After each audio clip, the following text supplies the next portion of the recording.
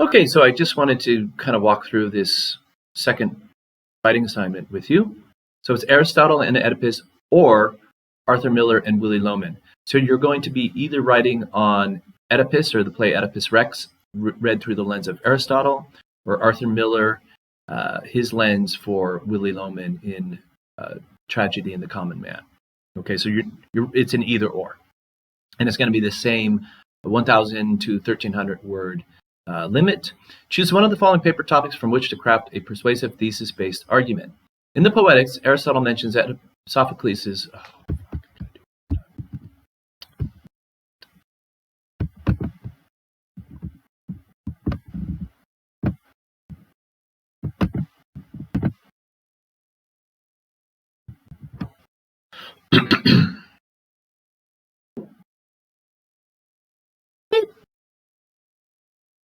Okay, hello again. I just wanted to give you sort of a walkthrough of the next essay assignment. It's going to be on Aristotle and Oedipus or Arthur Miller and Willy Loman. So you're going to be focusing on one play or the other. Choose one of the following paper topics from which to craft a persuasive thesis-based argument. In the Poetics, Aristotle mentions Sophocles' Oedipus Rex more than any other play and holds it up as an exemplar of dramatic virtue. Exemplar means the ultimate example. For this assignment, reflect on Aristotle's notions of what makes for good tragedy and develop a thesis that explains how Oedipus fulfills some of Aristotle's notions of successful tragedy. What makes Oedipus Rex Aristotle's ideal tragedy? You may want to address Aristotle's ideas of plot, including recognition and reversal, a unified whole, probability, and necessity, characterization, especially regarding tragic heroes. So maybe focus particularly on the character of tragic heroes, catharsis, those sort of things. Okay, so Aristotle talks a lot about that, and so the idea is for you to then show how it is that the play Oedipus Rex and the character Oedipus gets these things right. Okay. Or, according to Aristotle, in order for a tragedy to have proper magnitude, its tragic hero should be somebody great who is brought low. Therefore, Aristotle would likely not see in Willy Loman an eligible tragic hero. However, in Tragedy and the Common Man, Arthur Miller asserts that today the common man is as apt a subject for tragedy in its highest sense as kings were. And on tragic flaws, Miller writes that such flaws may be nothing more than an individual's unwillingness to remain passive in the face of what he conceives to be a challenge to his dignity, his image of his rightful status. So apply this to Death of a Salesman. What makes Willy Loman a tragic hero according to Miller? Not according to you, not according to what you think a tragic hero is, but according to Miller, a noble man who succumbs to destruction and death because of his tragic flaw. Okay, and his tragic flaw is his unwillingness to remain passive in the face of challenges to his dignity. He's threatened and he combats those threats. Okay, warning, in either case, you'll be working with two texts. Make sure you do not ignore one of them. So if you are writing about Oedipus, don't forget, it's through the lens of the Poetics. And if you are writing about Death of a Salesman, or Willy Loman in particular, it is through the lens that Arthur Miller creates in Tragedy and the Common Man. In both cases, you are analyzing a play through the lens of an essay. Also remember, you are measuring the play and her characters by another person's standards. So don't write, I think Oedipus Rex is a good tragedy, or I think it's a boring tragedy, or if you argue something like, well, to me, a hero is somebody who one of us is going down. Okay, so that's not going to work. Okay, let me give you a few tips if you think you are going to be writing on Oedipus Rex and the Poetics. I would recommend that you focus first of all on certain areas of Aristotle's requirements. So maybe you have a body paragraph that says Aristotle has certain requirements for plot if a tragedy is going to be a great tragedy. Okay, and then talk a bit about what those requirements are. Well, it's got to have a unified whole. It needs to be a single plot. It needs to be complex, and complex, if you read the Poetics and you listen to my lecture, complex means that it has a recognition and a reversal, one causing the other. In the case of Oedipus, it's his recognition that destroys his life. It causes his reversal. You could talk about, okay, well, what are his requirements for a tragic hero? Has to be of elevated status, can't be perfect, can't be too good, must have a tragic flaw, but it can't fall because of vice or depravity. And ultimately, he goes from high to low. Okay, so those are requirements of a tragic hero. Catharsis, you have to have the purgation of pity and fear on the part of the audience. Unless you go to see the play, it's hard to know if catharsis is a result. Remember, catharsis doesn't happen on the stage, it happens in the audience, right? But you can at least make the argument that Sophocles intends for his audience to have a catharsis because he has his chorus saying, oh, I feel pity, I feel fear. Okay, we can see the chorus going through a catharsis. And remember, the chorus is meant to be a surrogate audience for us. And so certainly we see a catharsis happening among the chorus, which is telling us we in the audience should be having that feeling too. And I suppose you could also say, look, even a 21st century reader can read the play and feel sad, feel pity and terror for Oedipus, so that you just reading the play could give you a catharsis. You know, who's to say you didn't have a catharsis of your own reading the play? Then, either in the same paragraph, so maybe it's, here's what Aristotle says about plot, here's how Oedipus Rex fulfills those requirement of plots. Maybe those are two different paragraphs, or maybe it's the same paragraph. Okay, here are Oedipus's Rex. Here is Aristotle's requirement for a tragic hero.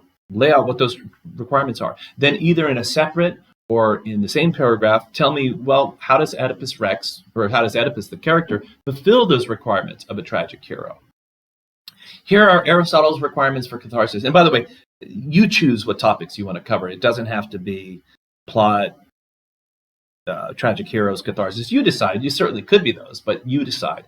Here is what Aristotle says about catharsis. Here's how we know that Oedipus Rex, the play, produces or is meant to produce a catharsis. Okay, so you decide. Maybe each one of these things is, you start the paragraph by saying, here's what Aristotle requires, and then either the next paragraph or that same paragraph, here's how the play fulfills those requirements. Okay, so my thesis would be something like, it is clear that Oedipus Rex represents the play Oedipus Rex, Sophocles' play Oedipus Rex, represents Aristotle's ideal tragedy because it fulfills so many of his requirements as enunciated in the Poetics. Period. That's it.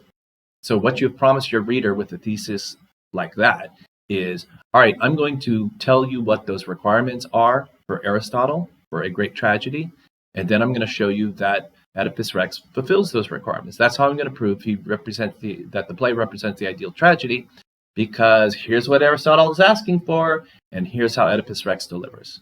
Okay? Now, if you are doing Death of a Salesman and Tragedy of the Common Man, my take would be in the introduction, I would focus on this definition of what the tragic flaw is, okay? And it is this unwillingness to remain passive to threats to one's sense of dignity. When a tragic hero, according to Arthur Miller, is confronted with threats to his, in this case, his sense of self and personal dignity, he combats those threats. And even if he has to lay down his life, he does not yield. He does not give in. He maintains his sense of self, no matter how the walls are closing in on him. Okay, I would really make that definition clear in the introduction. And so maybe your thesis would be something like, Willy Loman represents Arthur Miller's ideal tragic hero because of his unwillingness, or because he aggressively confronts and combats all threats to his sense of self and personal dignity, period. Something like that. Okay. Then what you've promised is, okay, he's got these threats, and then he combats those threats. To me, each body paragraph would be a type of threat. So something like, one threat that Willie confronts involves his sense of himself as a great businessman. Okay. And then in that paragraph, you could talk about, okay, what is the nature of these threats? How is his vision of himself as a great businessman being threatened? Another threat involves his sense of himself as a great father. Maybe a third body paragraph, another threat to his sense of self is his self-doubt. Something like that. So each body paragraph would be about a different threat. Now, you could show how in each body paragraph, So you're bringing up a body paragraph about his threat to his sense of himself as a great father. In that body paragraph, you could say, well, how does he combat that threat? Or what you could do, and maybe this, I think what I would do is the first 2/3 of the body paragraphs, the essay, would be about what the threats are. Because in my mind, Willie really only has about one or two go-to moves. That when he's confronted with threat, almost he picks between one or two or both, and that is he lies and he deludes himself. So maybe having presented, here's one threat, body paragraph 1, here's another threat, body paragraph 2, here's a third threat, body paragraph 3. Maybe body paragraph 4 is, in order to combat these threats, Willie uses delusions and lies, period. Okay, so that's kind of his go-to move. And then say, okay, well, when he's threatened by his job, he lies that he still has a job. When he's threatened by his sense of that maybe he's not such a great father, he conjures up Ben to convince him he is. When he has self-doubts, he also conjures up Ben, or he asks Linda to participate in sort of the delusions.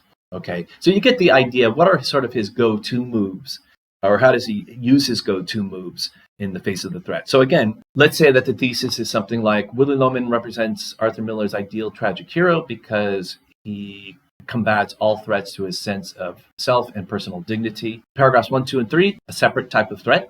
And then paragraph 4 is, what does he do in the face of these threats? Alternatively, is here's threat 1, here's how he combats threat 1. Here's threat 2, here's how he combats threat 2. Here's threat 3, here is how he combats threat 3.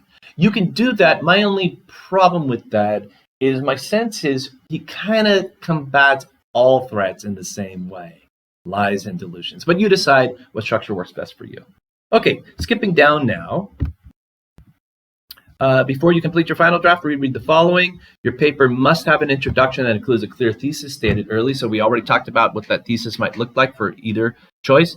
Each body paragraph must have a topic sentence, and you must have a conclusion. And your conclusion should not just summarize what you've already said.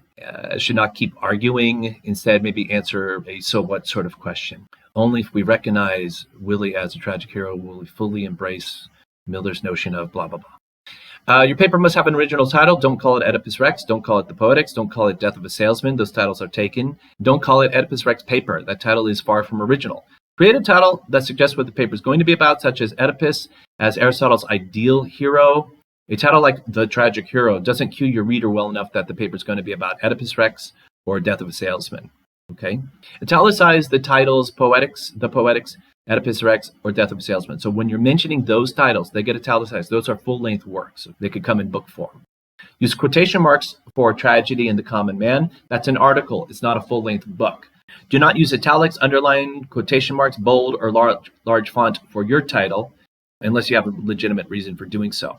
Okay, so the only part of your title that should look any different from the rest of your essay is the title of the play and the title of the essay you're doing, either The Poetics or Tragedy and the Common Man. Otherwise, don't use any italics or underline or bolding or large font, none of that, okay? For one of your first sentences should mention the titles and authors of the work. Do not start writing about characters until you have done so. So don't start talking about Willie Loman until I hear the words Arthur Miller's Death of a Salesman. Don't start talking about Oedipus until I hear Sophocles' Oedipus Rex. Even if these words are in your titles, they need to be in your intro as well.